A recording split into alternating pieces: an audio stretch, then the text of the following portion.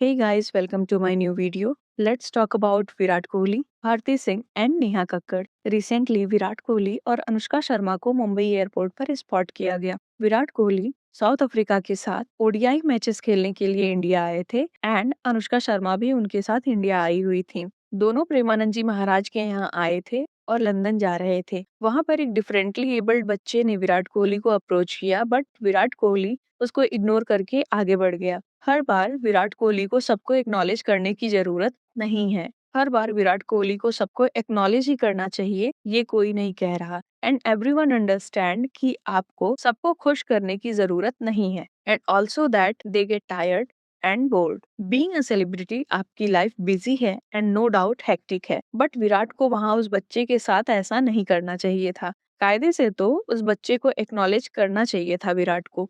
और विराट कोहली के इस बिहेवियर पर लोग उसको कॉल आउट भी कर रहे हैं। मैं आपको कुछ रिएक्शंस पढ़ के सुना देती हूँ। विराट ने अच्छा नहीं किया, that was rude, why ignored the kid, hi कह सकता था। स्पिरिचुअल ट्रिप्स पर जाते हैं लेकिन फिजिकली चैलेंज्ड लोगों से बदतमीजी करते हैं। Disgusting behaviour. प्रेमानंद जी महाराज से मिलने का क्या फायदा if they have so much ego. Premanand ji से मिलकर क्या मतलब। डबल सेंचुरी लगाने के बाद वो महाराज जी से मिलने जाता। विराट को ऐसा नहीं करना चाहिए था। देखो, इन माय ओपिनियन जिस तरीके से विराट बच्चे के हाथ को हटाते हुए आगे बढ़ गया, उसी तरह से विराट एक स्माइल ही कर देता या फिर चलते चलते उसकी पीठ ही थपथपा देता और हाई ही कर देता, कुछ नहीं तो मे बी नेक्स्ट टाइम ही कह देता, but he completely ignored that boy. At least जब विराट की सिक्योरिटी बच्चे को मैन हैंडल कर रही थी तब तो कुछ रिएक्ट कर ही देना चाहिए था। यहाँ तक कि वीडियो बैकग्राउंड में अनुष्का हंसती हुई दिख रही थी, as if they are full blown in their own ego. लोगों ने ये भी पॉइंट आउट किया है कि सेलिब्रिटीज कभी कभी कितने इमोशनली क्रीप हो जाते हैं।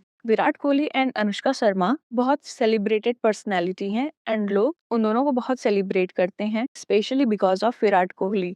ये जो सेलिब्रिटीज हैं वो अपना स्टारडम एंजॉय ही कर पाते हैं फैंस की वजह से। अगर फैंस नहीं होते तो शायद इनके स्टारडम का कोई फायदा भी नहीं होता और ना ये इतना फ्लेक्स कर पाते। अनुष्का शर्मा शादी के बाद से ही बॉलीवुड से और मूवीज से काफी दूर हैं।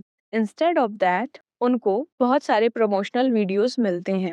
अगर आप अनुष्का शर्मा के इंस्टाग्राम अकाउंट को फॉलो करोगे तो मोस्टली आपको प्रमोशनल वीडियोस ही देखने को मिलेंगे। अब अनुष्का शर्मा कोई इन्फ्लुएंसर तो है नहीं कि उन्हें इतने सारे प्रमोशनल वीडियोस मिले, तो मिलते क्यों हैं? Because of the fan base and because of the stardom she enjoys. So in my opinion celebrities should be more responsible towards their act and behaviour. और ये सिर्फ एक सेलिब्रिटी की बात नहीं है, हर सेलिब्रिटी ऐसा ही करता है। भारती सिंह ने आयशा खान को ह्यूमिलिएट किया। भारती ने यहाँ लाइन क्रॉस की है and that is very rude. Kapil Sharma की नई फिल्म आ रही है, किस किस को प्यार करूं 2। इस फिल्म के प्रमोशन के लिए फिल्म की कास्ट वरीना हुसैन, श्रीदा चौधरी, आयशा खान और पारुल गुलाटी कपिल शर्मा के साथ लाफ्टर शेफ 2 के सेट पर गए थे। जब सारी कास्ट आई तो भारती ने आयशा पर कमेंट करते हुए कहा कि जब आयशा आई तो उन्हें लगा कि कृष्णा फिर से आ गया क्योंकि लंबी है ना। सेट पर आयशा अनकंफर्टेबल दिख रही थी। कपिल शर्मा ने टोका कि ये कॉम्प्लीमेंट था या क्या था, एंड पारुल गुलाटी ने भारती को बोला भी कि ये नहीं बोलना था। उस टाइम भारती ने सार्केस्टिकली रिएक्ट करते हुए कहा, ये नहीं बोलना था, सॉरी, मैं प्रेग्नेंट हूं ना। यहाँ पर भारती ने बिल्कुल ही ऑकवर्ड सा जोक क्रैक करने की कोशिश की। That was disrespectful. भारती ने अपने बहुत सारे इंटरव्यूज में एंड अपीयरेंसेस में ये बात बोला है कि उन्हें बहुत ज्यादा बॉडी शेम किया जाता था, पर जब बात खुद पे आती है तो सबको रिस्पेक्ट चाहता है एंड यही रिस्पेक्ट लोग दूसरों को देना नहीं चाहते। भारती ने ऐसा पहली बार नहीं किया है। भारती खुद की लाइफ में डिसरेस्पेक्टफुल फील करती हैं, specially with the way Harsh Limbachiya treats हर। अपनी लाइफ में डिसरेस्पेक्टफुल फील करने का ये मतलब नहीं कि उनका फ्रस्ट्रेशन वो दूसरों पर डिग्रेडिंग रिमार्क करके निकालेंगी। कैंडी शॉप नेहा कक्कड़ का नया सॉन्ग आया है, इस समय हेडलाइंस में है। भाई साहब जो चरस बनाया है नेहा कक्कड़ ने, सॉन्ग लिरिक्स से लेकर कोरियोग्राफी तक सब क्या फूक कर बनाई है। ये कोई सॉन्ग कम और नेहा का सेक्स अर्थ ज्यादा लग रहा है। ये गाना सुनने के लिए कम और रील्स चलाने के लिए ज्यादा बनाया गया है।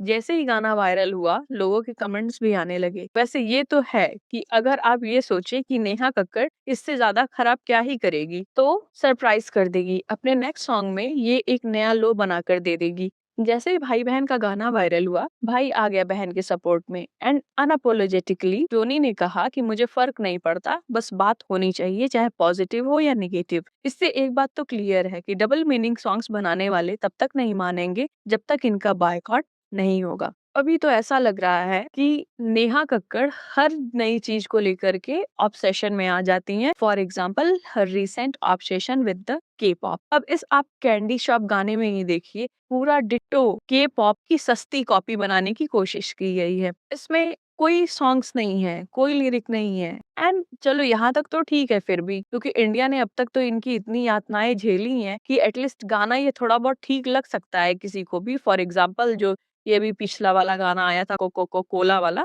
उसको अगर कोई झेल ले गया है तो मोस्ट प्रोबेबली इसको भी लोग झेल ही जाएंगे।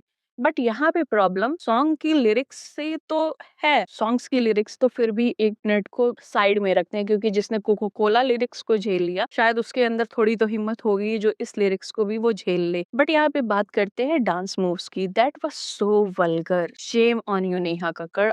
मतलब इस तरह की घटिया कौन बनाता है? सॉफ्ट पोर्न को हर जगह पे इन्होंने पॉइंट आउट करने की पूरी कोशिश की है। अजीब अजीब डांस मूव्स, और एक डांस मूव तो बिल्कुल ही मतलब इन्होंने घटियापना की हद ही पार कर दी है। एक इंटरव्यू मैंने देखा जिसमें टोनी कक्कड़ ने कहा था कि उन्हें फर्क नहीं पड़ता कि लोग क्या सोच रहे हैं, उन्हें सिर्फ इस बात से मतलब है कि वो आने वाली जनरेशन को कुछ एजुकेट करना चाहते हैं। भाई साहब, ये एजुकेट करना चाह रहे हैं आप? ये एजुकेशन देना चाह रहे हैं आप लोगों को, हमारी आने वाली जनरेशन को? आई एम सॉरी सर, ये एजुकेशन आप अपने तक ही रखिए। जो एजुकेशन का लेवल आप बता रहे हैं कि आप लोगों को देना चाह रहे हैं ना, वो बहुत घटिया एजुकेशन है, और इस एजुकेशन की जरूरत हमारी यंग जनरेशन को नहीं है। भाई साहब, उपकार कर दीजिए हमारी यंग जनरेशन को, हमारी आने वाली जनरेशन को।